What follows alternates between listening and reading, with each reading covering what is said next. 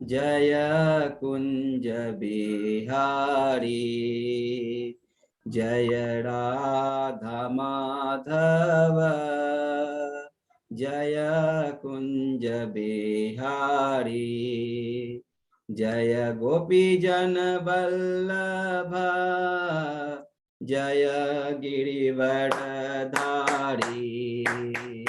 जय गोपी जन वल्लभ जय गिरिवरधारी यशोदानंदन ब्रज जन रंजन यशोदानंदन ब्रज जन रंजन यमुना तीर वनचारी यमुना तीर वनचारी जय राधा माधव जय कुंज बिहारी जय राधा माधव जय कुंज बिहारी हरे कृष्णा कृष्णा कृष्णा हरे हरे हरे राम राम राम हरे हरे हरे कृष्णा कृष्णा कृष्णा हरे हरे हरे राम राम राम हरे हरे हरे कृष्णा कृष्णा कृष्णा हरे हरे हरे राम राम राम हरे हरे गोविंद बोलो हरि गोपाल बोलो गोविंद बोलो हरि गोपाल राधा रमन हरि बोलो श्री राधा रमन हरि गोविंद बोलो जय राधा दामोदर राधा राधे जय राधा गोपीनाथ राधा राधे जय राधा मदन मोहन राधा राधे जय राधा रस बिहारी राधा राधे जय राधा गोविंद राधा राधे जय राधा माधव राधा राधे जय राधा केशव राधे जय राधा मधुसूदन राधे जय राधा कुंज बिहारी राधे जय जगन्नाथाय जय बलदेवा जय सुभद्रा जय गौरानिताय जय गौरानिताय जय कृष्ण बलराम जय वृंदावन धाम जय जय प्रभुपाद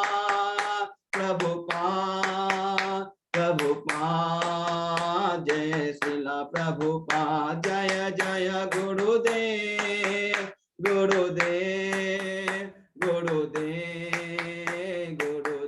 निताय गौर हरि बोल निताय गौर हरि बोल। हरे नाम संकीर्तन की जय, राधा माधव की जय, श्रीला प्रभुपाद की जय। हरे कृष्ण। हरि बोल। बहुत धन्यवाद। हरि बोल। बहुत ही सुंदर कीर्तन कराया। दंडवत प्रणाम प्रभु जी। धन्यवाद सबको मेरा धन्यवाद। अभी हम लोग मंगलाचरण शुरू करते हैं, ठीक है। ओम अज्ञान तिमिरांधस्य ज्ञानांजन शलाकया चक्षुरुन्मीलितं येन तस्मै श्री गुरुवे नमः।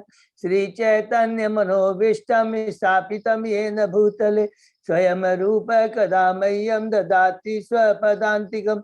वन्देऽहं श्री गुरु श्री युगपदकमलं श्री गुरु वैष्णवांच श्री रूपं साग्रजातं सहगना रघुनाथं वितं तं सजीवं स्वादेतं सावभूतं परिजं सहितं कृष्ण चैतन्य देवं श्री राधा कृष्ण पादान सहगना ललिता श्री विशाखा वितांत नम ओम विष्णुपादाय कृष्ण पृष्ठाय भूतले श्रीमते भक्ति वेदांत स्वामिन इति नामने। नमस्ते सरस्वती देवे गौरवाणी प्रचारिणे निर्विशेषा शून्यवादी पाश्चात्य देश तारिणे वांछा कल्पतरुभ्यश्च कृपा सिन्धुभ्येव च पतितानां पावनेभ्यो वैष्णवेभ्यो नमो नमः। नमो महावदान्याय कृष्ण प्रेम पदायते कृष्णाय कृष्ण चैतन्य नामने गौरत्पिषे नमः। हे कृष्ण करुणा सिंधु दीन बंधु जगतपते गोपेश गोपिका कांत राधा कांत नमस्तुते। तप्त कांचन गौरांगी राधे बिंदाबनेश्वरी विस्मानुसुते देवी प्रणमामि हरिप्रिये। नीलांचल निवासाय नित्याय परमात्मने बलभद्र सुभद्रायां जगन्नाथाय ते नमः।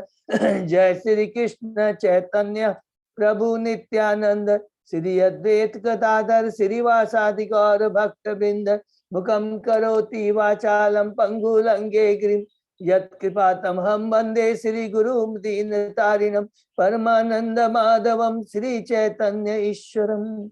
हरे कृष्ण कृष्ण कृष्ण हरे हरे हरे राम राम राम हरे हरे कृष्णा।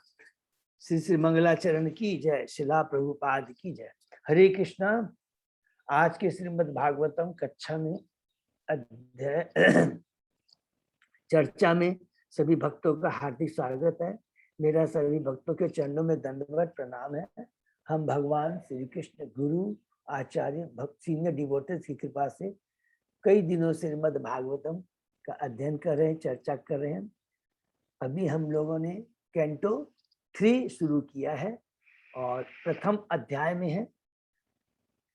शीर्षक है विदुर द्वारा पूछे गए प्रश्न। माने विदुर ने किनसे प्रश्न किए हैं? मैत्रेय मुनि से प्रश्न किए थे। और मैत्रेय मुनि से प्रश्न करने पहले, मैत्रेय मुनि से मिलने के पहले वो किसके पास जाते हैं? उद्धव जी के पास में जाते हैं और उद्धव जी उनको मैत्रेय मुनि के पास में भेजते हैं, ये याद रहे। तो हम लोगों ने प्रथम अध्याय में डिस्कस किया कि सुत गोस्वामी कैसे नेमिषारण्य के मुनियों को, मैंने पिछले कैंटो 2 के लास्ट अध्याय में हमने पढ़ा था कि किस प्रकार नेमिषारण्य के मुनि सुत गोस्वामी से कहते हैं, अरे हमें बताइए, विदुर जी के बारे में बताइए कि वो जब हस्तिनापुर छोड़ के चले गए तो कहाँ कहाँ गए थे हैं? और वापस जब आए तो उसके बाद में उन्होंने अलग अलग वही किनसे मुलाकात के, कहाँ कहाँ उन्होंने दर्शन किए, ये और सेम प्रश्न किसने किया था? परीक्षित महाराज ने सुखदेव गोस्वामी से किया था। तो अब सुत गोस्वामी जी क्या करते हैं? वही जो डिस्कशन इन विदुर जी के मित्र के बुद्धिर और मैत्रेय के बीच में जो वार्तालाप हुआ था, उसी का जो परीक्षित महाराज सुखदेव गोस्वामी उसी को एग्जैक्ट रिपीट कर रहे हैं सुत गोस्वामी नेमिषारण्य के मुनियों का। तो शुरू में परीक्षित महाराज के 2 प्रश्न यही का 2 ही प्रश्न थे कि विदुर जी मैत्रेय मुनि से कब और कहाँ मिले, नंबर 1। और दूसरा, क्या विचार विमर्श हुआ, मैंने क्या क्या प्रश्न किया था। तो हम लोगों ने, प्रभुपाद जी ने तात्पर्य में बताया कि जब भी संत पुरुष होते हैं और भगवान के शुद्ध भक्त होते हैं और उनके जो भी प्रश्न होते हैं बड़े सार्थक होते हैं, उच्च कोटि के होते हैं और भगवान से संबंधित होते हैं। तो इस प्रकार कह कर करके सुत गोस्वामी जी नेमिषारण्य जो मुनियों को बता रहे हैं कौन सा डिस्कशन, जो परीक्षित महाराज और सुखदेव गोस्वामी के बीच में होता है। तो सुखदेव गोस्वामी जी कहते हैं कि किस प्रकार हमने समरी में करेंगे कि किस प्रकार पांडवों को किस प्रकार दुखी किया गया, कुबुद्धि आध्यात्मिक दृष्टि से अंधे धृतराष्ट्र, उसके पुत्र दुर्योधन, शकुनी, कर्ण, इन सब लोगों, दुशासन, इन लोगों ने किस प्रकार उनको लच्छाग्रह में आग लगा करके मारने का प्रयत्न किया। और यहाँ पर प्रभुपाद जी बहुत सुंदर कहते थे, जो याद रखें हम लोग, भौतिक दृष्टि से अगर हमारे में कोई कमी है तो कोई नुकसान नहीं, क्योंकि भौतिक दृष्टि से अगर कोई कमी है वो कभी भी भक्ति में अड़चन पैदा नहीं कर सकती है। चेतना हमारी सही होनी चाहिए, चेतना उच्च कोटि की होनी चाहिए, कृष्ण से संबंधित होनी चाहिए। फिर कहते हैं कि किस प्रकार छल पूर्वक उन्हें जुए में हराया गया, वनवास भेजा गया। वनवास से जब वापस आते हैं तो उनका राज्य युधिष्ठिर महाराज ने स्वयं मांगा, जो कि क्या है, अजात है, माने उनका जिनका कोई शत्रु, अजात शत्रु, जिनका कोई शत्रु नहीं। फिर भी धृतराष्ट्र ने नहीं माना। इतना ही नहीं, भगवान श्री कृष्ण स्वयं वहां पर अर्जुन ने उनको भेजा था और वहां पर दूत बन के गए थे। और जो भगवान के भक्त थे, सही बुद्धिवान थे, जिनकी सही चेतना थी, उन्होंने भगवान का दर्शन किया और बहुत प्रसन्न हुए। लेकिन जो कुबुद्धि वाले थे, जो कि माने भक्ति के दृष्टि से टोटल अंधे थे, उन्होंने भगवान का सम्मान नहीं किया और भगवान ने जो कुछ भी उनको सलाह दी उसको नहीं माना। और उसके बाद में खुद धृतराष्ट्र विदुर को बुलाते हैं उनसे सलाह के लिए, क्योंकि धृतराष्ट्र जानते थे क्या सही है या गलत है, लेकिन भौतिकता, पुत्र के प्रेम के प्रेम के में वो अंधे हो गए थे। अपनी रियली जो चेतना है, आध्यात्मिक चेतना को खो बैठे थे। वो भी उन्होंने विदुर की भी बातें नहीं मानी। और इतने में दुर्योधन वहां पहुंच जाता है और जब वो देखता है कि विदुर जो हमारे इंटरेस्ट, हमारी जो इच्छाएं हैं, उसके विरुद्ध बातें कर रहे हैं, तो बहुत क्रोधित हो जाते हैं और वो बहुत ही खराब ढंग से विदुर के सामने पेश आते हैं और उनको बहुत अपमानित करते हैं। अपमानित करने के बहुत ही सुंदर हमने कल डिस्कशन किया था, किस प्रकार विदुर जी के धृतराष्ट्र को संदेश, अरे तुम अपराध रूप दुर्योधन, उसका तुम पालन कर रहे हो, ये पूरे तुम्हारे खानदान को नष्ट कर देगा, खत्म हो जाएगा। लेकिन उनको समझ में नहीं आता। वो इतना कह देता है, वो रखेल के पुत्र है और हमारे रोटी के ऊपर पल रहा है और हमारे विरुद्ध ये बातें कर रहा है। इस प्रकार दुर्योधन के द्वारा अपमानित करने के बाद में कटु वचन को सुन करके विदुर महाराज जी हस्तिनापुर से बाहर निकल आते हैं और अपना धनुष को उन्होंने रख करके वो तीर्थ यात्रा में चले जाते। उन्होंने कोई खेद नहीं लिया, ये बहुत इंपॉर्टेंट। उन्होंने कभी भी खेद नहीं, कल हमने जो पढ़ा था, दुख नहीं हुआ, क्योंकि भगवान का जो भक्त होता है वो हमेशा शुद्ध चेतना में होता है और सारी विपत्तियों को वो भगवान की कृपा ही मानता है, क्योंकि भगवान को उसको विश्वास रहता है कि ये जो कुछ भी होता है भगवान के आदेश से हो रहा है और हमारी भलाई के लिए हो रहा है। तो इसलिए हमेशा याद रखें, जो भगवान के ऊपर आश्रित रहता है, भगवान के वचनों को, सीनियर डिवोटीज के वचनों को मानकर जीवन यापन करता है, वास्तव में वही नाथ है। और जो भगवान से विमुख है, केवल भौतिक ऐश्वर्य के प्रति आसक्त रहता है, वो वास्तव में नाथ नहीं, वो अनाथ है। उसके कल्याण का कोई भी उपाय नहीं। अगर हम भगवान के छोड़ कर सदी चाहेंगे कि हम सुखी हो सकते हैं, ये हमारा भ्रम है। और यही तीनों गुणों को माया का पर्दा है, प्रभाव, ये हमेशा। और यही चीज विदुर जी को मालूम था और कहते हैं कि अरे ये तो हमारे लिए बहुत सौभाग्य की बात है। अब मैं जो इस हस्तिनापुर के राज्य में राजनीति में फंसा हुआ था, धृतराष्ट्र, दुर्योधन जैसे लोगों के संग से मेरी चेतना कलुषित हो गई है। अब मुझे सुअवसर प्रदान दिया भगवान श्री कृष्ण ने कि तुम तीर्थ यात्रा पर निकल जाओ और तीर्थ स्थानों में दर्शन करो, महात्माओं का दर्शन करो, पवित्र गंगा सरस्वती नर्मदा में स्नान करके अपने जीवन को धन्य करो। इसीलिए यहाँ पर एक प्रश्न था कि जब वो हस्तिनापुर छोड़ रहे थे विदुर जी, तो पहले वो भगवान श्री कृष्ण जो स्वयं हस्तिनापुर में विराजमान थे, उनके पास न जाकर के सीधे तीर्थ यात्रा में क्यों निकल गए? क्योंकि वो शुद्ध भक्त थे। उनको मालूम था कि मैं हमेशा इन लोगों के राजनीति में फंस करके अभक्त लोगों का संग किया है। तो यहाँ पर बहुत बड़ी हमको इम्पोर्टेंट शिक्षा मिली है कि अभक्तों का संग कितना खतरनाक होता है, जो हमारी आध्यात्मिक उन्नति को रोकता नहीं है बल्कि हमारी चेतना को इतनी कलुषित कर देता है कि फिर भक्ति करना बड़ा दुर्लभ हो जाता है। इसलिए हमेशा भक्तों का संग करना चाहिए जिससे कि हमारी भक्ति में भी कोई बाधा नहीं आए और वो कंटिन्यू भक्ति चलती रहे। उसके बाद में हमने पढ़ा था कि भगवान के अर्चा विग्रह के बारे में, कि भगवान की जो अर्चा विग्रह है वो साधारण मूर्ति नहीं है, वो भगवान से अभिन्न है। और इसलिए हमें कलयुग में भगवान ने कृष्ण की कृपा से अलग अलग पूरे भारतवर्ष का स्पेस देने के, भारत में हम भारत के वासी हैं, भारत में हमारा जन्म हुआ, हम कितने भाग्यशाली है कि हमें भगवान के पूरे भारत में असंख्य भगवान की अर्चा विग्रह अनंत दर्शन कर करके हम भगवान की भक्ति से जुड़ कर करके अपने जीवन को धन्य बना सकते हैं। और वही कार्य विदुर जी ने भी किया। वो घर से निकल गए और एकमात्र कृष्ण का चिंतन करते हुए विभिन्न पवित्र स्थानों यथा अयोध्या, द्वारका, मथुरा होते हुए वो कहाँ पर रहते हैं? प्रभास क्षेत्र में पहुंचते हैं। और उस समय उनका क्या था? टोटल अवधूत के रूप में थे, बाल बिखरे हुए थे और लेटने के ऊपर बिस्तर नहीं था। प्रभास क्षेत्र में उन्हें मालूम हुआ कि उनके सारे संबंधी कुरुक्षेत्र के युद्ध में मारे जा चुके हैं। और जिस तरह बांस के घर्षण से उत्पन्न अग्नि सारे जंगल को जला देती है, उसी प्रकार कुरुक्षेत्र के युद्ध में उनके सारे संबंधी मारे गए।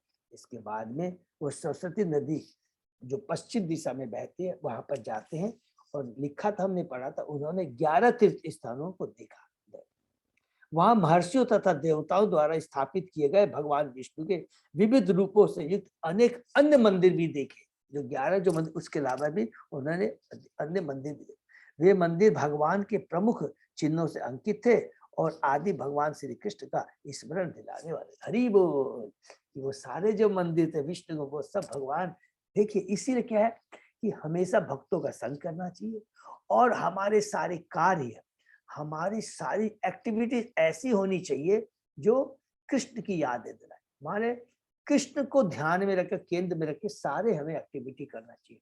चाहे बिजनेस करें, चाहे प्रोफेशन में सर्विस हो, चाहे किचन के अंदर में रहे, चाहे घर में रहे, बच्चों के बीच रहे, परिवार के बीच में रहे, हमारी सारी एक्टिविटी वो होनी चाहिए जो कृष्ण को याद दिलाए।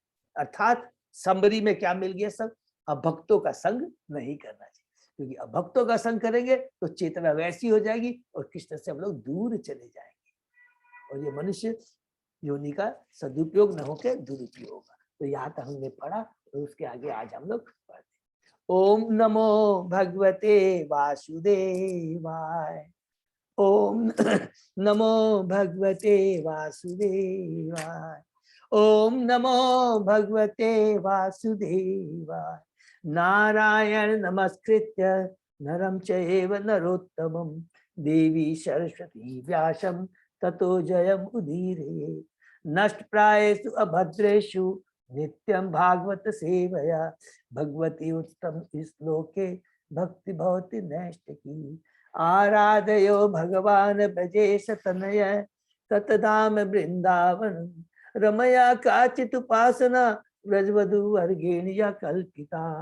श्रीमद् भागवतम प्रमाणम अम्लम प्रेमा पुमर्तो महा श्री चैतन्य महाप्रभो मतम इदम तत् आदरो न पर। हरे कृष्ण कृष्ण कृष्ण हरे हरे, हरे राम राम राम हरे हरे। अध्याय 1 कैंटो 3 श्लोक नंबर 24 से। ओके, शुरू करते हुए। ततः तु अतिव्रज्य सुराष्ट्रं रिद्धं शौवीर मत्स्यान् कुरु जांगलान् च कालेन तावत् यमुनाम् उपेत्य तत्र उद्धवं भागवतं ददर्श। हरि बोल। तत्पश्चात वे अत्यंत धनवान प्रांतों तथा सूरत, सौवीर और मत्स्य से होकर तथा कुरु जांगल नाम से विख्यात पश्चिमी भारत से होकर गुजरे। अंत में वे यमुना के तट पर पहुंचे, जहां उनकी भेंट कृष्ण के महान भक्त उद्धव से हुई। हरि बोल। उद्धव जो भगवान श्री कृष्ण के चचेरे भाई हैं। तात्पर्य, आधुनिक दिल्ली से लेकर उत्तर प्रदेश के मथुरा जिले तक का लगभग 100 वर्ग मील का भूखंड, जिसमें हरियाणा प्रदेश के गुड़गांव जिले का कुछ अंश सम्मिलित है, और सारे भारत में तीर्थ यात्रा के लिए सर्वोपरि स्थान माना जाता है। यह भूभाग पवित्र है क्योंकि भगवान श्री कृष्ण ने इस भूभाग की कई बार यात्रा की थी। इसको अंडरलाइन कर लेंगे, देखिए कितनी बड़ी बात लिखा है। ये पवित्र क्यों है? क्योंकि भगवान श्री कृष्ण ने उस भूभाग से होकर कई बार यात्रा की थी। तो जहां जहां भगवान के भक्त होके जाते हैं, वो साधारण स्थान नहीं होता, वो तीर्थ स्थान हो जाता है। ये हमेशा याद रखिए। अपने आविर्भाव काल से वे वृंदावन में अपने पौष्य पिता महाराज नंद के यहाँ पले। आज भी वहां पर भगवान के कई भक्त कृष्ण तथा उनकी बाल सहेलियां गोपियों की खोज में भाव विभोर होकर रह रहे। ऐसा नहीं है कि उस भूभाग में ऐसे भक्त कृष्ण का प्रत्यक्ष दर्शन कर, किंतु भक्त का उत्साहपूर्वक कृष्ण की खोज करते रहना उनके साक्षात दर्शन के ही समान। हरि बोल। इसको भी अंडरलाइन कर लेंगे कि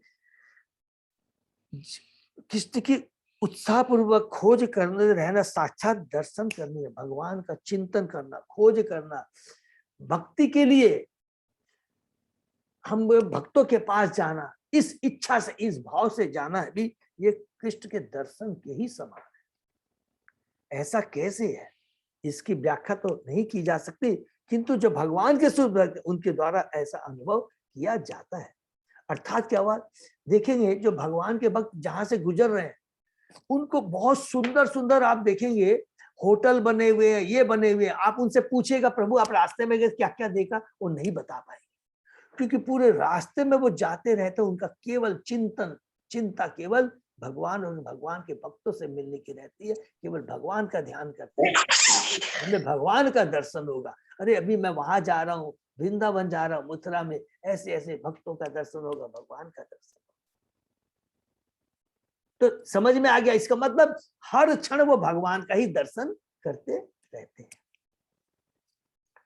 दार्शनिक रूप से मनुष्य यह समझ सकता है कि भगवान कृष्ण तथा उनकी स्मृति परम स्तर पर होती है, और शुद्ध इस चेतना में वृंदावन में उनकी खोज करने का विचार उनके साक्षात दर्शन की अपेक्षा अपने में भक्त अधिक आनंद प्रदान करते। ऐसे भगवत भक्त उनका दर्शन प्रतिक्षण करते। हरि बोल। प्रतिक्षण माने सदैव उनका ही भगवान का चिंतन रहता है, जिसकी पुष्टि ब्रह्म संहिता में हुई है। प्रेमानंद अच्युरित भक्ति विलोचनेन संत सदैव हृदयेषु विलोकयन्ति यम श्याम सुंदर अचिंत्य गुण स्वरूपम गोविंदम आदि पुरुषम तमहम भजामि। ब्रह्म संहिता। जो लोग भगवान श्याम सुंदर से भावाविष्ट प्रेम करते हैं, वे भगवान के प्रति प्रेम तथा अपनी भक्ति के कारण उन्हें सदैव अपने हृदय में देखते हैं। विदुर तथा उद्धव दोनों ही ऐसे उच्च भक्त थे, अतः दोनों ही यमुना के तट पर आए और एक दूसरे से मिले। हरि बोल। सवासुदेव अनुचरम प्रशांतम बृहस्पति प्राक तनयम प्रतीतम आलिंग्य गाढ़म प्रणयेन भद्रम श्वानाम अपृक्षित भगवत प्रजानाम। तत्पश्चात अत्यधिक प्रेम तथा अनुभूति के कारण विदुर ने भगवान श्री कृष्ण के नित्य संगी तथा बृहस्पति के भूतपूर्व महान शिष्य उद्धव का आलिंगन किया। हरि बोल। भगवान के नित्य संगी, और दूसरा वो बृहस्पति के क्या थे, शिष्य थे। कौन? उद्धव जी। तत्पश्चात विदुर ने भगवान श्री कृष्ण के परिवार का समाचार पूछा। अब यहाँ विदुर भगवान उद्धव जी से अलग अलग तरह के प्रश्न करेंगे, जिसको हम लोग सुनते हैं। विदुर उद्धव से बड़े थे, पितृ तुल्य थे, अतः जब दोनों मिले तो उद्धव ने विदुर को शीश झुकाया और विदुर ने उद्धव का आलिंगन किया। क्योंकि उद्धव छोटे थे, अतः पुत्र तुल्य थे। विदुर के भाई पांडु कृष्ण के फूफा थे और उद्धव कृष्ण के चचेरे भाई थे। अतः सामाजिक प्रथा के अनुसार विदुर का सम्मान उद्धव द्वारा पिता के स्तर पर होना चाहिए था। उद्धव तर्क शास्त्र के महान विद्वान थे और देवताओं के गुरु तथा परम विद्वान पुरोहित बृहस्पति के शिष्य के रूप में विख्यात थे। विदुर ने उद्धव से उनके संबंधियों की कुशलता के विषय में पूछा, यद्यपि उन्हें ज्ञात था कि वे सब इस लोक में नहीं है, क्योंकि प्रभास क्षेत्र में जाने के बाद उनको सब मालूम पड़ गया था। सबसे पहले विदुर जी प्रभास क्षेत्र गए थे, जहां पर उनको मालूम पड़ा कि कुरुक्षेत्र के युद्ध में सब लोग कितने लोग मारे गए। यह जिज्ञासा अजीब लगती है, किंतु श्री जीव गोस्वामी कहते कि यह समाचार विदुर के लिए आघात था, इसलिए उन्होंने अतीव उत्कंठावश पुनः पूछा। उनकी यह जिज्ञासा मनोवैज्ञानिक ही थी, व्यवहारिक ही, क्योंकि उनको सब मालूम पड़ गया था वहां पर जाकर करके कि भगवान किस प्रकार कुरुक्षेत्र का युद्ध हुआ और किस प्रकार भगवान ने अपनी लीला पूरी कर करके भी वो यहाँ से भौतिक जगत से छुटकारा निकल कर करके अपने धाम चले गए। नेक्स्ट, क्वचित पुराणो पुरुषो स्वनाभ्य पाद्म अनुवृत्य इह कील अवतीर्णो आशाते उवर्या कुशलम विधाय कृतक्षणो कुशलम सूरगेहे।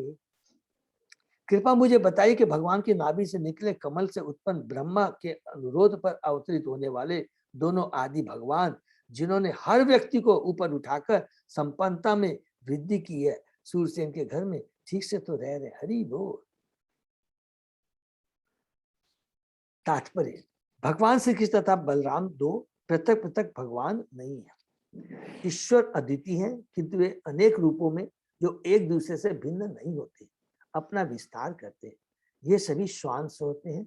हमको मालूम है श्वांश और कलान। श्वांश विष्णु तत्व होते हैं और विभांश कलान वो जीव तत्व होते हैं। कृष्ण के निकटतम अंश बलदेव है और गर्भोत्थाय विष्णु की नाभि से निकले कमल से उत्पन्न ब्रह्मा बलदेव के अंश है। अभी सब भक्तों को बहुत अच्छे से क्लियर हो गया होगा।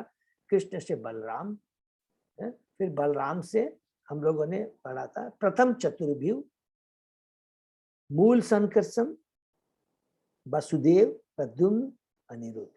फिर उनसे जो मूल संकर्षण है उनसे कौन, किनका एक्सपांशन होता है, नारायण।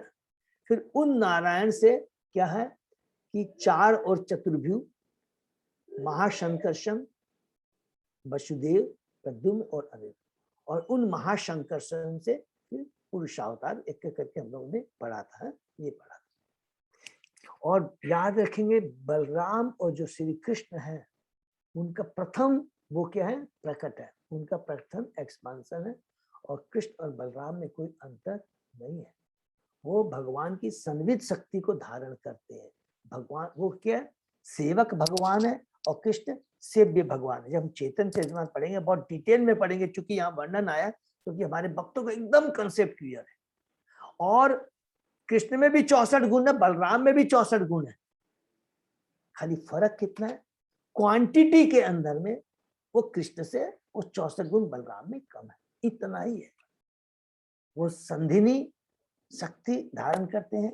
भगवान राधा रानी भगवान की अलाधिनी शक्ति है और कृष्ण संवित, संधिनी, संवित और अलाधिनी शक्ति, ये तीन शक्तियां। उसको हम लोग अलग से डिटेल में पढ़ेंगे जब चेतन। ठीक है, तो बलराम की बहुत ऊंची पोजीशन। यह सूचित करता है कि कृष्ण तथा बलदेव पर ब्रह्मांड के विधि विधान लागू नहीं होते, उल्टे सारा ब्रह्मांड उनके अधीन है। जितनी भी जब भगवान लीला करने आते हैं, कृष्ण के प्रथम एक्सपांशन बलदेव सारी व्यवस्था करते हैं, क्योंकि वो सेवक भगवान है। इवन ब्रह्मा, ये वृंदावन का जो प्राकट्य होता है ये बलराम से ही होता है। भगवान के जितने आभूषण उषण है ये बलराम ही है, स्वयं बलराम से ही प्राकट। वे ब्रह्मा की प्रार्थना में संसार का भार हटाने के लिए प्रकट। इसको भी अंडरलाइन कर लेंगे कि ब्रह्मा जी ने ही रिक्वेस्ट किया था भगवान श्री कृष्ण को कि ये कलयुग आने वाला है, धर्म का ह्रास हो रहा है, असुर लोग बड़े प्रभावशाली होते जा रहे हैं, अत्याचार करें, कृपा करके आप इस भौतिक जगत में आइए। तभी भगवान श्री कृष्ण स्वयं और ब्रह्मा जी को भी आदेश देते हैं कृष्ण कि तुम भी अपने देवलोक से अलग अलग लोगों को लेकर के आओ। तो यदु हमने डिस्कस किया था, इसलिए द्वारका में यदु थे वो दो जगह से आए थे, एक तो गोलोक धाम से आए थे और एक देवलोक से आए थे। ठीक है, वे ब्रह्मा की बात, और उन्होंने अनेक अति मानवीय कार्यों द्वारा संसार को इसे छुटकारा दिलाया, जिसे हर व्यक्ति सुखी तथा संपन्न हो सका। हरि बोल। भगवत कृपा के बिना कोई व्यक्ति सुखी तथा संपन्न नहीं हो सकता। इसको भी अंडरलाइन कर लेंगे, जब भी बार बार आएगा हम ये याद कर लेंगे, भगवान की कृपा के बिना कोई व्यक्ति सुखी या संपन्न नहीं हो सकता। संपन्न भी नहीं हो सकता, सुखी भी नहीं हो सकता, क्योंकि भगवान के भक्तों के परिवार का सुख भगवान के सुख पर निर्भर करता है। अतः विदुर ने सबसे पहले भगवान के कुशल क्षेम के बारे में पूछा। हरि बोल। नेक्स्ट, कचित कुरुणाम परम सुहित न भामस आस्ते सुखम सुखम अंग शौरी यवेश्वर श्रीणाम पितबत ददाति वरात बदान्य वर तर्पणेन। कृपा मुझे बताइए कि कुरुओं के सबसे बड़े मित्र हमारे बहनोई वसुदेव कुशलता पूर्वक तो है। वे अत्यंत दयालु हैं। वे अपनी बहनों के प्रति पिता के तुल्य है और अपनी पत्नियों के प्रति सदैव हंसमुख रहते हैं। वो तो यहाँ पर वासुदेव जी के बारे में बता रहे। भगवान कृष्ण के पिता वासुदेव के 16 पत्नियां थी, जिसमें से एक का नाम पौरवी या रोहिणी था, जिसके बलराम पुत्र माने बलराम उनकी माता थी और विदुर की बहन थी। इसलिए वसुदेव विदुर की बहन के पति थे और वे दोनों साले बहनों ही थे। वसुदेव की बहन कुंती विदुर के बड़े भाई पांडु की पत्नी थी और इस तरह से भी वसुदेव विदुर के साले थे। कुंती वसुदेव से छोटी थी और बड़े भाई का कर्तव्य है कि वह अपनी छोटी बहनों को पुत्रियों के समान माने। जब भी कुंती को कोई आवश्यकता पड़ती तो वसुदेव अपनी छोटी बहन के प्रति अत्यधिक प्रेम के कारण उसे उदारता पूर्वक प्रदान करते थे। और इसीलिए हमने पढ़ा था भी कुंती महारानी की जब प्रार्थना में हमने सुना था कि भगवान श्री कृष्ण ने देवकी से ज्यादा कृपा हे कृष्ण तुमने मुझ पर ऊपर की है। और भगवान हमेशा वही करते जो उनका भक्त चाहता है। वसुदेव ने अपनी पत्नियों को कभी असंतुष्ट नहीं होने दिया और साथ ही साथ वे अपनी बहन को इच्छित वस्तु प्रदान करते थे। देखिए वसुदेव के बारे में कितना लिखा।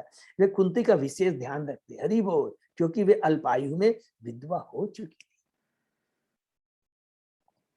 इसीलिए भगवान श्री कृष्ण ने भी उसका ध्यान रखते हुए कुंती पर विशेष कृपा की।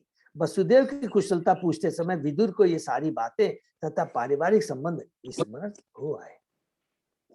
नेक्स्ट, कच्चित विरुत अधिपति यदूनाम प्रद्युम्न सुखम अंगवीर यम रुक्मिणी भगवतो अभिलेभे आराध्य विप्रान स्मरम आदि सर्गे।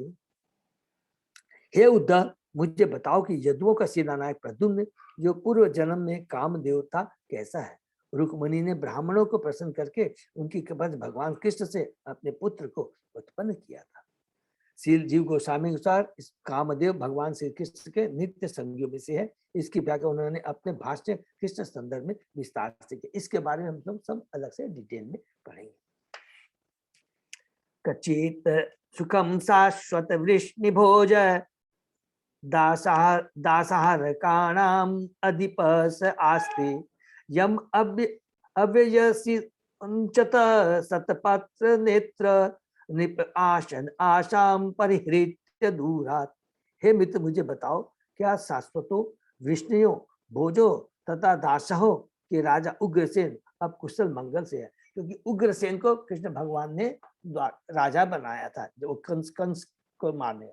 वे अपने राज सिंहासन की सारी आशाएं त्याग कर अपने साम्राज्य से दूर चले गए थे, किंतु भगवान कृष्ण ने उन्हें पुनः स्थापित किया था कंस को मारने के बाद। ठीक। कचित हरे सौम्य सुत सदृक्ष आस्ते अग्रणी रथिनाम साधु सांब असूतयम जामवती व्रतांड्या देवम गुहम य अंबिकया धृतो अग्रे।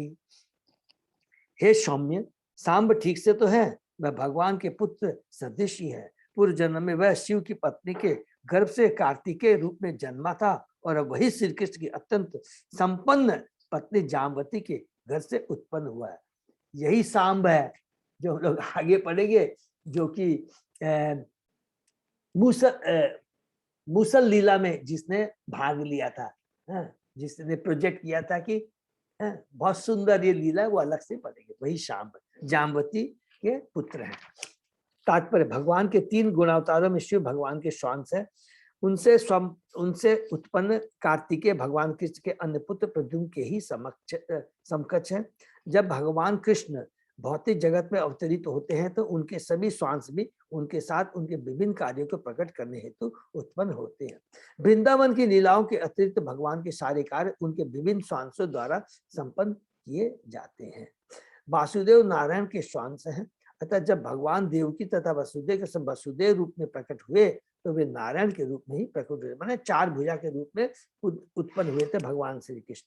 इसी तरह स्वर्ग के सारे देवता प्रद्युम्न, सांब, उद्धव आदि भगवान के संयोग के रूप में प्रकट हुए। इस श्लोक में यह समझा जा सकता है कि कामदेव प्रद्युम्न के रूप में, कार्तिकेय सांब के रूप में और वसुओं में से एक वसु उद्धव के रूप में प्रकट हुए। इन सबों ने विभिन्न पदों पर रहकर भगवान की लीलाओं को संवर्धित किया। अर्थात जब भी भगवान अवतार लेते हैं तो भगवान के जो क्या बोलते हैं, भगवान के पार्षद, शास्त्रों जो पार्षद है और देवता भी अलग अलग देवलोक से आते हैं। क्षेमं सकचित युयुधान आस्ते जफाल गुणात लब्ध धनु रहस्य लेबे अंजसा अदोक्ष सेवया एव गतिम तदीयाम यति भी पुरा दुरापाम। हे उद्धव, क्या युयुधान भली बातें है? उसने अर्जुन से सैन्य कला की जटिलताएं सीखी और उस दिव्य गंतव्य को प्राप्त किया जिस तक बड़े बड़े सन्यासी भी बड़ी कठिनाई से पहुंच पाते हैं। हरि बोल। अध्यात्म गंतव्य भगवान अथोक्ष, माने जो भौतिक इंद्रियों से परे है, जो इंद्रियों की पहुंच से परे है, पार्षद बन जाना। ब्रह्म सुख का आनंद प्राप्त करने के लिए सन्यासी लोग समस्त सांसारिक संबंधों को यथा परिवार, पत्नी, संतान, मित्र, घर, संपत्ति को त्याग देते, किंतु अधोक्षक सुख ब्रह्म सुख से बढ़कर है। हरि बोल। अधोक्ष सुख ब्रह्म, सबको क्लियर है ना? अधोक्ष सुख ब्रह्म, ब्रह्म सुख कौन सा? जो ब्रह्म ज्योति में जाकर के जो विलीन होने का आनंद होता है, वो तो बिगिनिंग है, वो तो बिगिनिंग है। और उसके आगे अधोक्ष माने भगवान श्री कृष्ण की प्रेम भक्ति प्राप्त करना, वो वास्तविक सुख है। ज्ञानी जब परम ब्रह्म के विषय में दार्शनिक चिंतन करते हुए आनंद के दिव्य गुण का भोग करते हैं, किंतु इस आनंद से परे वह सुख है जिसका भोग भगवान का नित्य स्वरूप ब्रह्म करता है। जीवों द्वारा ब्रह्मानंद का भोग भव बंधन से मुक्त पाने के बाद ही हो पाता है, किंतु पर ब्रह्म अपनी ही शक्ति का, जिसे हिलादिनी शक्ति कहते हैं, नित्य आनंद भोग करता है। ज्ञानी जो भी बाह्य गुणों के निषेध द्वारा ब्रह्म का अध्ययन करता है, ब्रह्म की हिलादिनी शक्ति को नहीं समझ सकता। सर्वशक्तिमान की अनेक शक्तियों में से उनकी अंतर्गत शक्ति के 3 रूप है, संवित, संधिनी तथा हिदादिनी। यहाँ भी बता दिया है, संधिनी जो बलराम जी है, संवित जो ज्ञान भगवान श्री कृष्ण है, और हलादिनी राधा रानी। ठीक है। महान योगी तथा ज्ञानी जन यम, नियम, आसन, ध्यान, धारणा तथा प्राणायाम के नियमों का दृढ़ता से पालन करने पर भी भगवान की अंतराल शक्ति में प्रवेश नहीं कर सकते। हरि बोल। इसको अंडरलाइन करें। यम, नियम, आसन, जो ध्यान की विधि हमने पढ़ा था, कई बार हम पढ़ चुके हैं, ये सब करने के बाद में लास्ट में 3 भौतिक जगत से मुक्त हो सकते हैं, लेकिन कहाँ तक जाते हैं? ब्रह्म ज्योति तक। वो अलादिनी शक्ति नहीं है, ब्रह्मानंद है। इसके ऊपर या भगवान श्री कृष्ण का दर्शन, उनकी सेवा में अपने को नियुक्त करना और दिव्य आनंद प्राप्त करना, वही दिव्य आनंद है, वही परमानंद है, परम आनंद है। केवल ध्यान की विधि से, ज्ञान की विधि से हम नहीं पहुंच सकते हैं। ज्ञानी जो दार्शनिक चिंतन के द्वारा, ध्यानी अष्टांग योग, ये सब के माध्यम से प्लीज याद रखें कि वो लोग मैक्सिमम ब्रह्म ज्योति तक पहुंच सकते हैं। नंबर 1, और कई साल, करोड़ों साल लग जाते हैं, लेकिन अंत में उनको फिर करोड़ों सालों बाद वापस इस जगत में आना पड़ता है, क्योंकि वहां पर कोई दिव्य आनंद नहीं होता। क्यों नहीं आनंद होता? क्योंकि दिव्य आनंद प्राप्त करने के लिए बार बार डिस्कस किए थे कि आमने तो कुछ कोई होना चाहिए ना, रेसिप्रोकेशन, आदान प्रदान तो होना चाहिए, जो भक्त का और भगवान के बीच में होता है। और जो ब्रह्म ज्योति में जाके मिलते हो तो शून्य में रहते हैं, उनको क्या रहता है? वहां पर कोई आनंद नहीं है। नॉट माने ब्रह्म ज्योति में रहते हैं। इस तरह उनका जीवन भौतिक तथा आध्यात्मिक दोनों दृष्टि से सर्वथा सफल था। भगवान की भक्ति का यही हाल, अर्थात भगवान की भक्ति का यही रिजल्ट है। कचित बुद्ध स्वस्ति अन्मीव आस्ते सफल का पुत्र भगवत प्रपन्न या कृष्ण पादांगित मार्ग पांसुषु अचेष्ट प्रेम विभिन्न धैर्य। कृपा मुझे बताइए कि स्वकल्प पुत्र अक्रूर ठीक से तो है, हरि बोल, वह भगवान का शरणागत निर्दोष आत्मा है। उसने एक बार दिव्य प्रेम भाव में अपना मानसिक संतुलन खो दिया था और उस मार्ग की धूल में गिर पड़ा था जिसमें भगवान कृष्ण के पद चिन्ह अंकित, हरि बोल। जब कंस भेजता है मथुरा से वृंदावन कि जाके हे अकुर जाकर के कृष्ण और बलराम को लेके आओ, और जैसे वो वृंदावन में प्रवेश करता है, वृंदावन की धूली में जब देखता भगवान श्री कृष्ण के बलराम के चिन्ह है, उसको देख करके ही वो पूरे दिव्य आनंद में चला जाता, अपने संतुलन को खो बैठता है। इसका हम लोग कैंटो 10 में अलग से डिस्कस डिटेल में करेंगे। जब अक्रूर कृष्ण की खोज में वृंदावन आए तो उन्होंने नंदग्राम की धूल में भगवान के चरण चिन्ह देखे और वे भावावेश में तुरंत उन पर गिर पड़े। यह भाव उसी भक्त में संभव है जो कृष्ण के सतत विचारों में पूर्णतः निमग्न हो। सतत, देखिए इसको अंडरलाइन करेंगे, सतत विचारों, कृष्ण के सतत विचारों में पूर्णतः निमग्न हो। ये कितनी बड़ी बात है। विदुर, देखिए अक्रूर कहाँ रहते थे? मथुरा में, और किसके मंत्री थे? कंस के मंत्री थे। उस असुर के पास रहते हुए भी उसकी चेतना केवल कृष्णमय थी। सतत कृष्ण का चिंतन करने से ही ये चीज संभव है कि जैसे वो वृंदावन में प्रवेश किए वो सब कुछ भूल गए, अपना संतुलन खो बैठे। भगवान का ऐसा शुद्ध स्वभावतः निर्दोष होता है क्योंकि परम शुद्ध भगवान से सदैव संबंध रहता है। भगवान का निरंतर ध्यान करना भौतिक गुण के दूषण से अपने को मुक्त रखने की प्रतिशोधन विधि है। इसको भी अंडरलाइन करने की कि अपने को हमेशा सदैव हम मुक्त अवस्था में रह सकते हैं अगर सदैव हम भगवान श्री कृष्ण का चिंतन करेंगे। तो यदि हम नरक में भी रहेंगे तो नरक का कहीं भी हम रहेंगे उसका कोई भी असर हमारे ऊपर नहीं पड़ेगा। भगवान का शुद्ध भगवान के विषय में सोचते रहने के कारण सदैव उनकी संगति में रहता है, हरि बोल। क्योंकि जैसे हम भगवान का चिंतन करते हैं उसका मतलब हो गया कि हम भगवान की संगति में हैं, केवल फिजिकली नहीं कि हम भगवान का दर्द नहीं। गोपियां सदैव भगवान श्री कृष्ण सुबह निकल जाते थे, गाय चराने थे, रात तक चिंतन उनका करती रहती थी, चिंतन करती, अर्थात भौतिक फिजिकली वो कृष्ण का दर्शन नहीं करती थी लेकिन आध्यात्मिक अपने चिंतन में सदैव कृष्ण ही रहते थे और कृष्ण के अलावा उनको कोई भी कुछ भी दिखाई नहीं देता था। तो भी देश तथा काल के विशेष संदर्भ में दिव्य भावनाएं विभिन्न मोड़ लेती है और इससे भक्त का मानसिक संतुलन डगमगा जाता है। भगवान चैतन्य दिव्य भाव का सर्वश्रेष्ठ उदाहरण प्रस्तुत, जैसा कि ईश्वर के इस अवतार में हम जीवन से हम समझ सकते हैं। हरि बोल। कचित शिवम देवक भोज पुत्रया विष्णु प्रजाया इव देव मातु यावे स्वर गर्भेण ददार देवम त्रयी यथा यज्ञ वितानम अर्थम। जिस तरह सारे वेद यज्ञार्थों के आगार है उसी तरह राजा देवक भोज की पुत्री ने देवताओं की माता के ही सदृश भगवान को अपने गर्भ में धारण किया। क्या वह देव की, हरि बोल, कुशल। एक एक का कितना सुंदर विदुर जी पूछे, क्योंकि सारे भगवान के शुद्ध भक्त हैं। हमेशा याद है कि विदुर जी यार उनके सारे, हमने प्रश्न शुरू में क्या पढ़ा, सारे उनके प्रश्न कृष्ण से और कृष्ण के भक्तों से संबंधित है। सारे वेद दिव्य ज्ञान तथा आध्यात्मिक मूल्यों से परिपूर्ण है। इस तरह भगवान कृष्ण की माता देवकी ने वेदों के साक्षात अर्थ रूप में भगवान को अपने गर्भ में धारण किया। हरि बोल। वेदों में तथा भगवान में कोई अंतर नहीं। सर्वस्वताम हृदय सन्निहितो मत स्मृति ज्ञानम पोहन वेदस्य ऐसा वेद। ठीक है, तो भगवान कहते हैं कि मैं साक्षात वेद हूँ, वेद मुझसे ही निकले हैं और वेदों का उद्देश्य मुझे ही जानना है। वेदों का उद्देश्य भगवान को समझना है और भगवान साक्षात वेद है। देव की तुलना अर्थपूर्ण वेदों से तथा भगवान की तुलना उनके उद्देश्य से की गई।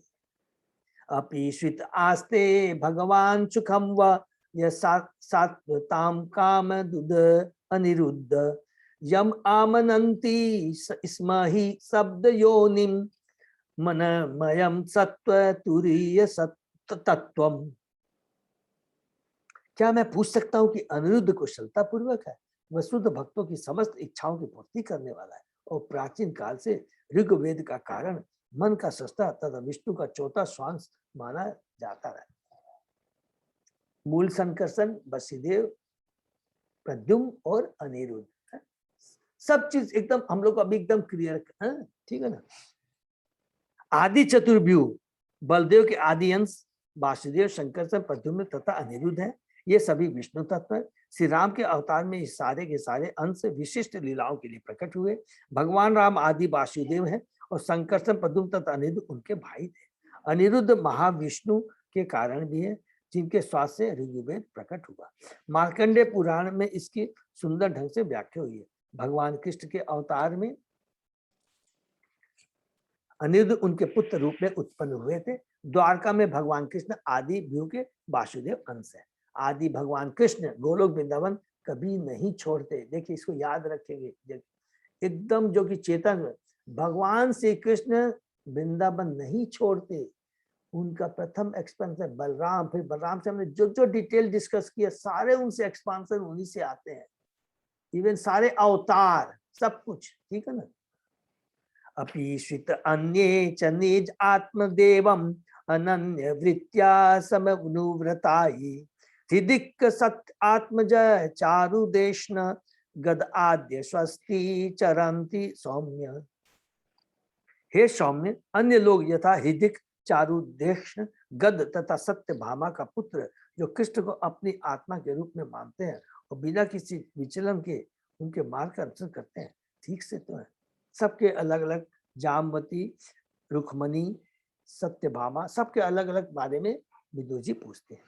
अपि स्वदो भर्याम विजय अच्युताभ्याम धर्मेण धर्म परिपाति से तुम दुर्योधन अतपत्य यत सभायाम साम्राज्य लक्ष्मया विजय अनुवृत्य।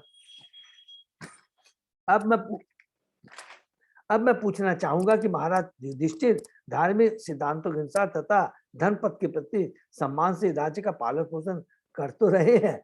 पहले तो दुर्योधन ईर्ष्या से जलता रहता था, क्योंकि युधिष्ठिर कृष्ण तथा अर्जुन रूपी दो बाहुओं के द्वारा रक्षित रहते थे, जैसे वे उनकी अपनी ही भुजाएं। हरि महाराज युधिष्ठिर धर्म के प्रतीक थे।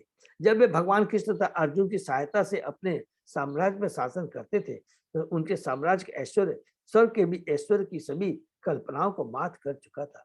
उनकी असली भाई तो भगवान कृष्ण तथा अर्जुन थे। हरि बोल। इस तरह वे हर एक के ऐश्वर्य से बहुत आगे थे। दुर्योधन का इस ऐश्वर्य से इच्छा करता और अंत में कुरुक्षेत्र का युद्ध हुआ। कुरुक्षेत्र युद्ध के बाद महाराज युधिष्ठिर एक बार फिर से अपने वैद्य साम्राज्य पर शासन कर सके तथा उन्होंने धर्म के प्रति सम्मान तथा आदर भाव की पुनर्स्थापना की और उन्होंने 3 अश्वमेध यज्ञ किए थे, जो हम लोगों ने पढ़ा था कैंटो 1 के अंदर, ठीक है। महाराज युधिष्ठिर जैसे पुण्यात्मा राजा द्वारा शासित साम्राज्य की यही शोभा है। हरि किम वा कृत अघेषु अघम अति अमर्षि भीम अहिवत दीर्घतमम व्यमुंचत यस्य अंग्रीपातम रणभून सेहे मार्गम गदया चरत विचित्रम। कृपा मुझे बताइए, क्या विशेले सर्पतुल्य एवं अजय भीम ने पापियों पर अपना दीर्घकालीन क्रोध छोड़ रखा है? जब वह युद्ध भूमि के पथ पर पांव रखता तो गदा चलाने के उसके अद्भुत कौशल को युद्ध भूमि भी सहन नहीं कर पाती। हरि बोल। विदुर भीम के बल से परिचित थे। जब भी भीम युद्ध क्षेत्र में होता तो पथ पर उसकी पदचाप तथा उसके अद्भुत गदा कौशल सत्यों के लिए सहज हो। बलशाली भीम ने बहुत काल तक धृतराष्ट्र के पुत्र के विरुद्ध कोई कदम नहीं उठाया। विदुर की जिज्ञासा थी कि क्या उसने अभी तक सताए हुए विषैले सर्प की भांति अपना क्रोध प्रदर्शित किया है।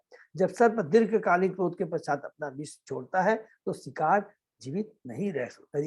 याद है ना हम लोगों को, जब धृतराष्ट्र ने विदुर को बुलाया था तो विदुर कहते हैं, उनको हिंट देते हैं, भगवान श्री कृष्ण स्वयं उनके साथ में है, और दूसरी तरफ भीम पूरी सांप की मान सर्प की तरह वो माने अपना विष माने भार निकाल रहा है, माने मारने के लिए तैयार बैठा हुआ है तुम्हारे पुत्रों को।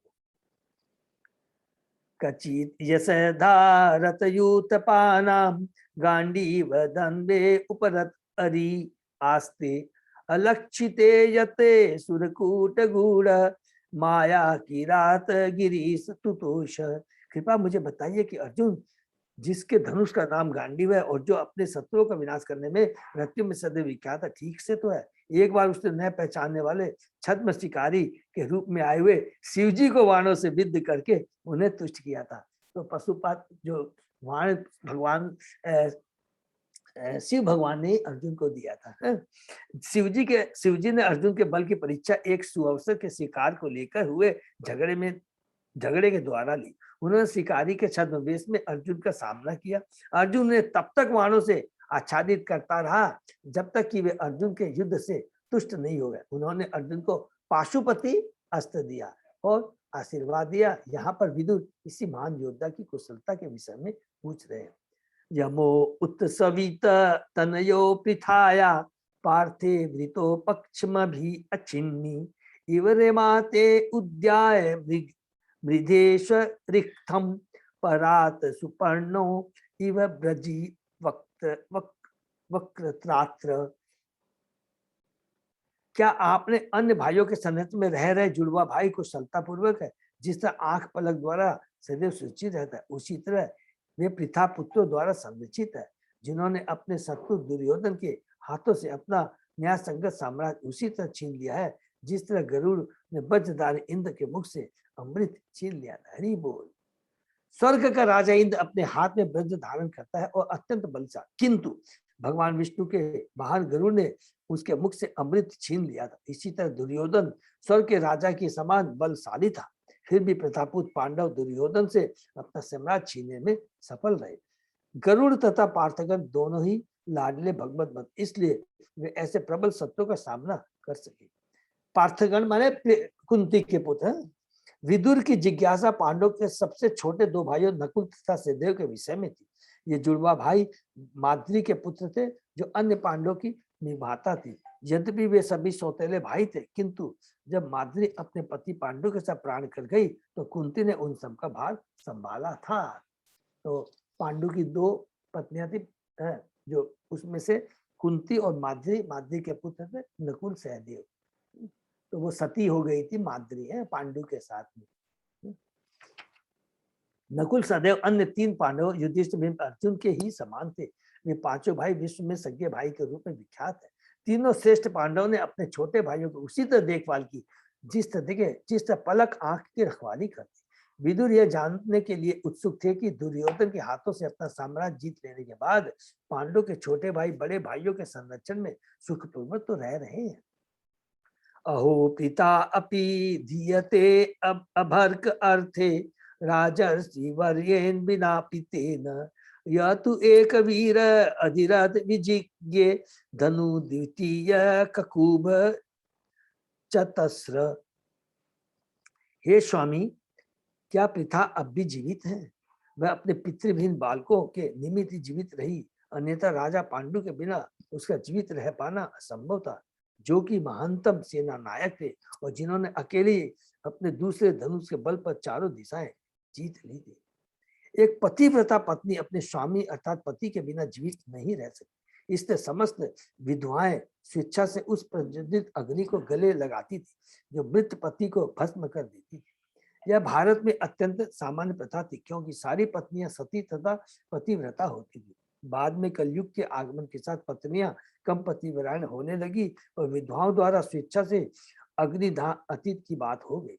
अभी थोड़े ही वर्षों पूर्व यह प्रथा समाप्त कर दी गई, क्योंकि स्वेच्छा प्रथा ने बलात् सामाजिक प्रथा का रूप धारण कर लिया था। जब महाराज पांडु मरे तो उनकी दोनों ही पत्नियां माद्री तथा कुंती अग्निदाह के लिए तैयार थी, किंतु माद्री ने कुंती से अनुरोध किया कि वे 5 पांडव के जो छोटे बच्चे ही थे निमित्त जीवित रहे। जब व्यासदेव ने ही आग्रह किया तो कुंती ने ऐसा करना स्वीकार कर लिया। परम विछोह के बावजूद कुंती ने अपने पति की अनुपस्थिति में जीवन का भोग करने के लिए नहीं, अपितु बच्चों को संरक्षण प्रदान करने के लिए जीवित रहने का निश्चय किया। विदुर इसी घटना का प्रसंग दे रहे हैं क्योंकि वे अपनी भावज कुंती देव के विषय में सारी बातें जानते थे। यह ज्ञात होता है कि महाराज पांडु महान योद्धा थे और उन्होंने धनुष बाण की सहायता से अकेले ही विश्व की सारी दिशाओं को जीता था। ऐसे पति की अनुपस्थिति में कुंती के लिए विधवा के रूप में भी जीवित रहना असंभव था, तो भी 5 पुत्रों के लिए उन्हें ऐसा करना पड़ा। सौम्य अनुशोचे तम अदय पतंतम भ्रातृ परिताय विद्रुद्रुहेय निर्यापित येन सुहित स्वपुर्या अहम स्वपुत्रान समनुव्रतेन। हे सौम्य, मैं तो एकमात्र उस धृतराष्ट्र के लिए शोक कर रहा हूँ जिसने अपने भाई की मृत्यु के बाद उसके प्रति विद्रोह किया। उसका निष्ठावान हितैषी होते हुए भी उसके द्वारा मैं अपने घर से निकाल दिया गया क्योंकि उसने भी अपने पुत्रों के ही मार्ग का अनुसरण किया था, अर्थात कुमार्ग का अनुसरण किया था। इसको ऐसे बोलेंगे। विदुर ने अपने ज्येष्ठ भ्राता की कुशलता के बारे में नहीं पूछा क्योंकि उसके कल्याण का कोई अवसर नहीं था। देखिए भगवान का कितना सुंदर, यहाँ पर बुआ जी कितनी बढ़िया, उसकी कुशलता के बारे में क्यों नहीं पूछा? क्योंकि उसको मालूम था जो भगवान के शत्रु को सपोर्ट करता है, भगवान से शत्रु रखने वाले दुर्योधन को वो पनाह दे रहा था, है? उसका कभी कल्याण नहीं हो सकता। इसलिए विदुर ने धृतराष्ट्र के कल्याण के बारे में नहीं पूछा कि उसका कल्याण हो ही नहीं सकता, उसके अधपतित होने का ही समाचार हो सकता था। और विदुर बोलते हैं कि उसके कल्याण की बात तो मैं सुन नहीं सकता, उसका पतन हो गया उसी की बात मैं सुन सकता हूँ।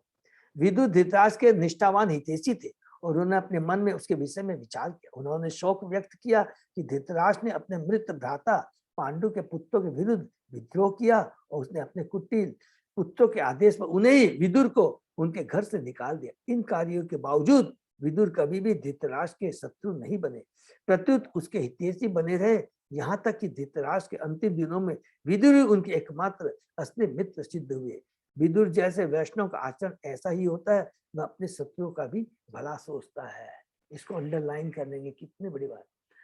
हमने पढ़ा था कैंटो 1 के 13वें अध्याय में धृतराष्ट्र का देह त्याग, जिसमें पढ़ा था कि विदुर जो वापस आते हैं तीर्थ यात्रा के बाद, उनका ये उद्देश्य नहीं रहता है कि यहाँ पर आके मैं भोग भोगूंगा, अब तो दुर्योधन नहीं है, कोई नहीं है, अब तो मैं एंजॉय करूं हस्तिनापुर का साम्राज्य को। नहीं, उनका एकमात्र उद्देश्य था कि अपने कुपथ पे, क्योंकि पूरी भौतिकता में अंधे थे। कितने अंधे थे कि जिन अपने भाइयों के पुत्रों को उसने मारने के लिए अलग अलग उपाय सोचे, उन्हीं के रोटी पर अब वो पल रहा था। वही ध्यान करते हुए विदुर आकर करके उनके कल्याण के लिए उनको ज्ञान देते हैं और वो घर छोड़ के चले जाते हैं। उसी के बारे में यहाँ सोहम हरि मर्त्य विडंबनेन दृश्यो नृणाम चाल्यतो विधातु न अन्यो उपलक्ष्य पदवी में प्रसादात चरामि पश्यन् गत विस्मय अत्र। अन्यों द्वारा अलक्षित रहकर विश्व भर में भ्रमण करने के बाद मुझे इस पर कोई आश्चर्य नहीं हो रहा। भगवान के कार्यकलाप जो इस मर्त्य लोक के मनुष्य जैसे हैं, अन्यों को मोहित करने वाले, किंतु भगवान की कृपा से मैं उनकी महानता को जानता हूँ, अतः सभी प्रकार से सुखी हूँ। मैंने भगवान की महानता को। धृतराष्ट्र के भाई होते हुए भी विदुर सर्वथा भिन्न थे। भगवान कृष्ण की कृपा से वे अपने भाई की तरह मूर्ख न थे, अतः भाई की संगति उन पर प्रभाव नहीं डाल पाई। धृतराष्ट्र तथा उसके भौतिकतावादी पुत्र अपने बल से विश्व पर अपना झूठा रूप दिखाना चाह रहे थे। इससे भगवान ने उन्हें प्रोत्साहित किया, जिससे से अधिकाधिक मोहग्रस्त होते रहे। हरि बोल। कितने बढ़िया है। जैसे ही हम अपनी अल्प स्वतंत्रता का जैसी इच्छा व्यक्त करेंगे कि मुझे इस भौतिक जगत में फंसना, भोग भोगना है, तो भगवान वैसी ही व्यवस्था कर देते हैं। किंतु विदुर तो भगवान की निष्ठावान भक्ति चाहते थे, अतः उन्होंने पूरी तरह से भगवान की शरण ग्रहण कर ली।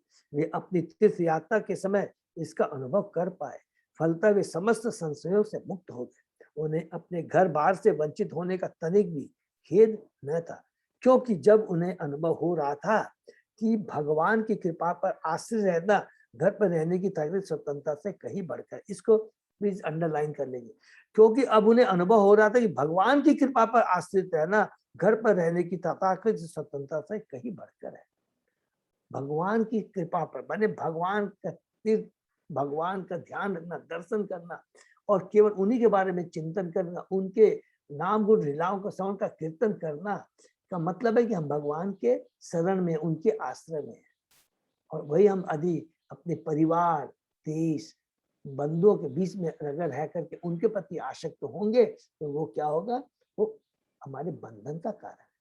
मनुष्य को तब तक संन्यास ग्रहण नहीं करना चाहिए जब तक उसे पूर्ण विश्वास न हो ले कि वह भगवान द्वारा रक्षित है। भगवद गीता में जीवन की अवस्था को अव्यम सत्य संशुद्धि कहा गया। प्रत्येक जीव वस्तुतः भगवत कृपा पर पूर्णतः आश्रित है, किंतु शुद्ध जीवन प्राप्त किए बिना वह इस पद पर प्रतिष्ठित नहीं हो सकता।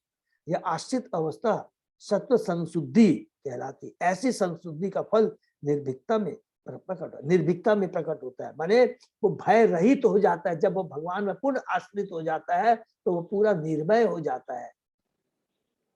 भगवत भक्त जो कि नारायण पर कहलाता है कभी किसी वस्तु से भयभीत नहीं होता, क्योंकि वह इस तथ्य से सदैव अवगत रहता है कि सभी परिस्थितियों में भगवान उसकी रक्षा करेंगे। इसी संकल्प से युक्त विदुर अकेले यात्रा कर रहे थे। उन्होंने न तो किसी मित्र से न किसी शत्रु से देखा था या पहचाना था। इस तरह वे संसार के अनेक कर्तव्यों को करने के लिए बाध्य हुए बिना जीवन की स्वतंत्रता का उपभोग कर रहे थे। जब भगवान श्री कृष्ण इस मर्त्यलोक में अपने नित्य आनंद में श्याम सुंदर रूप में उपस्थित थे तो जो लोग भगवान के शुद्ध भक्त नहीं थे वे न उन्हें पहचान पाए न उनकी महिमा को जान पाए। ये बहुत इंपॉर्टेंट है, इसको अंडरलाइन कर लेंगे। गीता का 90 अध्याय का 11। अव जानंती माम मुना मानुष्य अनुमाश्रितम। वे भक्तों को सदैव मोहित करने वाले हैं, किंतु भक्तगण भगवान की शुद्ध भक्ति के कारण उन्हें सदैव देख सकते हैं। हरे कृष्णा। तो हम लोग यहीं पर विराम देते हैं। तो अभी हम लोगों ने आज यही पढ़ा कि विदुर अलग अलग यात्रा करके आते हैं, अंतिम में वहां पर यमुना नदी पे वहां पर उद्धव जी से मिलते हैं और उद्धव जी से वो वार्तालाप करते हैं और जितने भी हस्तिनापुर में, द्वारका में, जितने भी जहां पर अर्थात केवल भगवान और भक्त के बारे में वो पूछते हैं। इसका मतलब क्या हुआ, हमेशा हमें सदैव भगवान और भगवान के भक्तों के बारे में ही श्रवण कीर्तन और स्मरण करना चाहिए। और अगर हम ऐसा करेंगे तो हमारी चेतना हमेशा कृष्ण में रहेगी और हम भौतिकता में नहीं फंसेंगे और हम क्या है, निर्भय हो जाएंगे। निर्भय का मतलब मान ले भक्ति करते करते भगवान के रूप गुण लीलाओं का स्मरण करते हुए इतनी हमारे में आध्यात्मिक शक्ति आ जाएगी कि ये विश्वास हो जाएगा, ये श्रद्धा स्थापित हो जाएगी कि कृष्ण ही वास्तव में हमारे रक्षक है। जब कृष्ण मेरे रक्षक है तो हमारा कोई बिगाड़ नहीं सकता। ये वास्तव में ये भावना आ जाएगी। इसका मतलब हुआ भौतिक जगत में जितने भी उतार चढ़ाव आए कभी किसी के प्रति नहीं करना है। इतने भी उतार, जो कुछ भी होता है याद रखेंगे, इसको अंडरलाइन कर लीजिए, बिना कृष्ण की इच्छा के नहीं हो सकता। कभी कभी हम सोचते हैं अरे इसके संग बुरा हो गया, ये इसके संग अन्याय कर रहा है। जितने भी चीजें होते याद रखेंगे, चाहे वो गृहस्थ हो चाहे ब्रह्मचारी हो, जो कोई भगवान की इच्छा के बिना पत्ता नहीं हिल सकता। अगर वो भाव वो विचार मन में भर के रखेंगे तो हम दूसरों को सही एडवाइस दे पाएंगे। देखो जो कुछ भी हो रहा है कृष्ण की कृपा से हो रहा है। हम जहां कहीं भी रहे हमको मिल करके कृष्ण को ध्यान रख करके एक दूसरे को कृष्ण भावना भावित करना, यही संदेश देना। हमारे हाथ में कुछ भी नहीं। भौतिक दृष्टि से हम सोचेंगे तो हमको बहुत कुछ लगेगा, ये अन्याय हो अन्याय हो, नहीं, भगवान की इच्छा के बिना पत्ता नहीं हिल सकता। और ये भाव विदुर युग में गए, जो कुछ भी हो रहा था वो जानते थे कृष्ण की कृपा है। अदरवाइज अगर उसकी चेतना थोड़ी भी कलुषित होती तो तुरंत वो विदुर जी धृतराष्ट्र को फटकार सकते थे, दुर्योधन को फटकार सकते थे। जब दुर्योधन ने उनको अपमानित नहीं, उनको तुरंत याद आ गया ये कृष्ण की बहिरंगा शक्ति इस मूर्ख के ऊपर में काम कर रही है। लेकिन मैं तो बहुत भाग्यशाली हूँ कि कृष्ण की कृपा से अभक्तों से मुझे दूर ले जा करके भक्ति के लिए मुझे प्रोत्साहित कर रही है, और इसलिए वो तीर्थ यात्रा में निकल गए। हरि बोल, हरि बोल। तो ये हमेशा हरे कृष्णा। तो हम लोग यहीं पर विराम देते हैं। किसी का कोई प्रश्न हो? बहुत ही हरे सुंदर। कृष्णा, हरे कृष्णा। हरे कृष्णा। हरे दंडवत प्रणाम प्रभु जी। धन्यवाद सब भक्तों को मेरा हरे कृष्णा, दंडवत प्रणाम हरे प्रभु जी। कृष्णा, धन्यवाद प्रणाम। हरे और कृष्णा, हरे हरे कृष्णा, दंडवत प्रणाम प्रभु जी। तो यही हम लोग विराम देते हैं। अजय प्रभु कोई अनाउंसमेंट है? प्रभु जी वो इस संडे को रामायण का करेंगे क्या? बात कर लीजिएगा। क्या चीज प्रभु? रामायण वाला जो क्लास होता था ना, मंथली वाला। हाँ वो तो पक्का है प्रभु। हरि बोल। Thank you so much Ajay Prabhu. Hari बोल। सब याद रखेंगे, this is the first Sunday of this month of December, और इस संडे में class his grace Balram Govind Prabhu लेंगे। बलराम गोविंद प्रभु की जय। हरि बोल। जय हरि बोल। तो बहुत बहुत धन्यवाद अजय प्रभु ने याद दिला दिया है। और हम लोग प्रभु मैसेज चला जाएगा सबको, ठीक है ना? तो सब 11 से 1 क्लास होगी। हरे कृष्ण। हरे कृष्णा। हरे हरे कृष्णा। कृष्ण प्रभु जी। धन्यवाद प्रणाम। धन्यवाद। हरे कृष्ण। हाँ? गीता का नॉर्मल किताब से थोड़ा बड़ा साइज का मिलेगा या मोटा, जैसे उसमें अक्षर थोड़े मोटे हो? हाँ माता जी, वो मैं कल देख रहा था। कल मैं जब वो गया था ना, वो ये इसमें हाँ। मिला। हाँ वो मिलेगा ना, बिल्कुल मिलेगा, 100% मिलेगा। माता जी मैं बोल दिया हूँ, आ जाएगी, मैं ला दूंगा, टेंशन मत लीजिए। हरि बोल। अजय प्रभु की जय। हरि नोट कर लिया हम आपका, सुनिए, बात करूंगा। हाँ प्रभु जी, लेकिन वो बड़ा है कि नहीं वही है, बड़ा पूछना है था। अपने आपका। बड़ा है माता जी, शायद उसका ठीक है, 400 मैं रुपए आपसे भी बात दाम है। करूंगी। तो आपको जो भी रिक्वायरमेंट, देखिए हमारे कितने अच्छे भक्त है अजय प्रभु है, वो सबका ख्याल रखते हैं। जिसकी भी जो रिक्वायरमेंट, प्लीज आप अजय प्रभु को बता दीजिएगा। 1-2 दिन करेंगे, उसके बाद में जैसे हमने कल कहा था, टोटल रिक्वायरमेंट को लेकर करके हम मंदिर में बुद्धिस्ट डिपार्टमेंट को हम लोग बोल देंगे, ठीक है? हरे कृष्णा। हरे कृष्णा, हरे कृष्णा। हरे कृष्णा। सही भक्तों का बहुत बहुत धन्यवाद। आज का सेशन ये विराम करते हैं। कल साथ प्रभु आ जाता है।